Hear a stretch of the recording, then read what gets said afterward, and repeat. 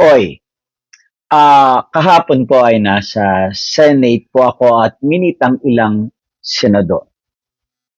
Kahapon ko natanggap ang balitang ito, aprobado na raw bilang maging bahagi at namumuno pa si Jesus Crispin Boyeng Remulla, ang dating sekretary ng DOJ.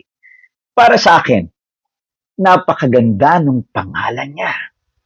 Ang pangalan niya ay Jesus. Pero sa kabila nun, ibang Jesus ang pagkatao ni Remulla.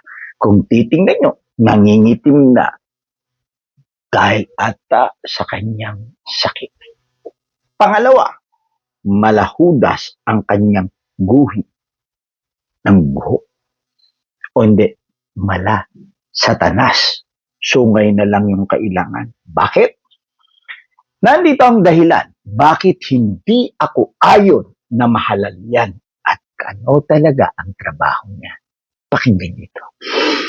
Una, yung pagkaka-appoint niya bilang bahagi ng ombudsman, meron ho siyang kaso.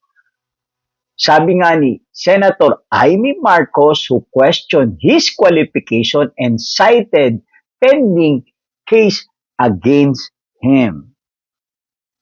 Di conflict of interest ito. Pambira ka, Crispin. Anong kademonyohan meron ka at ang iyong amo?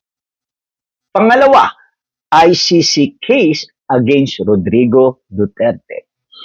Isa siya sa dahilan, DOJ, na illegal niyang kinidnap. Kasama yung bumagsak na tore. Siyempre, may basbas to ng amo niya. Kinidnap para mapatahimik na si Duterte, Rodrigo. Pero tumahimik pa ang kanyang mga kasama? Dahil unti-unti pa rin nagle-level up ito. Pangatlo, itong malupit, social controversial case against the Son of Jesus the Dark. Dahil ito'y natindi, nabasa ko, case was resolved in a record-breaking 84 days. Ang tindi. DOJ siya dyan. At ang sabi rito, with some critics arguing that the justice system is biased towards those with connection to power. At hindi nyo alam, dati mga kriminal, pinapakita ang mukha. Blinard na ho sa kanya. Doon ho nagsimula humanitarian daw.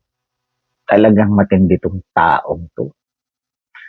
At allegations of politicization.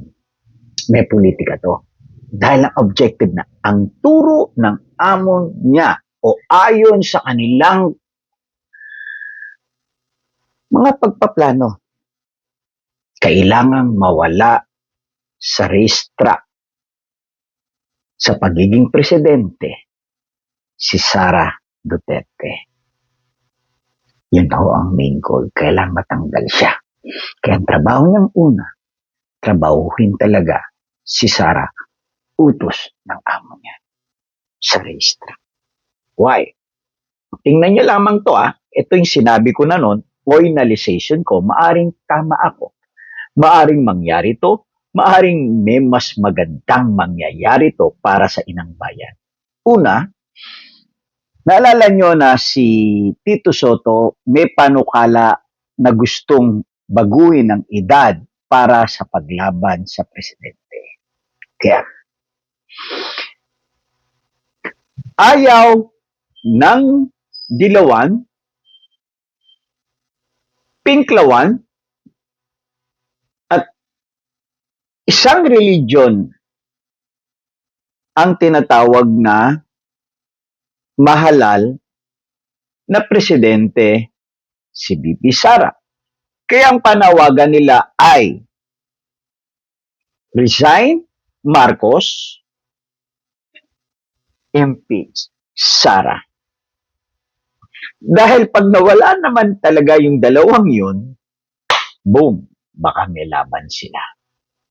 Kaya nga sabi ni Atty. Guanzon, isang dilawan, ang sabi niya, sige nga, sino ilalaban nyo kay Sara? Sino kandidato natin ngayon? Ano? Tiniran niya pa nga, si Bam Aquino? Sarcastic yung sinagot ko. Totoo nga. Sino ilalaban nyo? Yung gustong maging presidente? Walang iba kundi si Senator Honti Virus, na siya pala ang utak ng isa sa insertion, may problema pa sa PhilHealth. At ang sabi ni Trililing, ang vice daw dapat ay si Torre. Hindi ho yun, nililihis lang ko kayo. May ibang kailan. Ulitin ko, sabi ni Soro, pababae ng edad. Ito mangyayari dyan. Una, ang trabaho ni Remulla tanggalin bilang VP si Sara. Impeachment out of 125 million confidential fund. Nasamantalang si Marcos Jr., bilyon-bilyon, at iba pang kongresista na involved sa corruption ng blood scandal. Now, pag nangyari yun, natanggal na yun, eh syempre, matik ang papalit si Tito Soto, ang valedictorian ng school bukol. Pero tandaan nyo, hindi niya tatanggapin yun kasi napag-utusan lamang siya ng Supremo. Daw, weak Supremo. Magre-resign to, tapos, maaring mag-resign si Boji at siya ang ipapalit na head of speaker. Siyempre, matik, wala nang bise, ayaw ng President Senate, sinong susunod? Siyempre, yung speaker, secretary, o tinatawag na head ng Congress. Now, pag siya na ang head ng speaker, doon na magre-resign maaring mag-resign na because yun ang clamor, nandun ang snap election clamor, magre-resign na si BBM, maaring unahan niya ang snap election. Matik, ang presidente, yung head ng speaker, ayon sa batas. At, pag nandun na siya, by 2028, siya na ang pambato ng administrasyon. Sandro Marcos. Huwag niyong kalimutan ng Araneta to. Kaya ang Pinklawan, Dilawan, BBM, sanggang dikit dyan. Yan ang aking analysis. Pero sabi nga ni Atty. Guanzon, sinira nila ang Marcos. Marcos, sinungaling, Marcos, mandurugas. Yun po ang aking analysis. Hindi ako laban sa Marcos. Laban ako sa ginagawa ng mga Marcos. Yan ang tatanda natin. Para sa akin, si Duterte man, Sara Duterte, ang manaig o kung sino man, hindi sila ang pag-asa ng bayan. Ang pag-asa ng bayan, syempre, para sa taong naniniwala sa Diyos, Diyos. Pangalawa, para sa ating lahat, yung pagbabago. Dahil hindi magbabago ang bansa natin hanggat hindi tayo nagbabago individual. Lagi ko na lang sinasabi ngayon, I don't know what the future holds, but I know who holds our future. Lagi nating tandaan, kung tama ang isip, tama ang silip.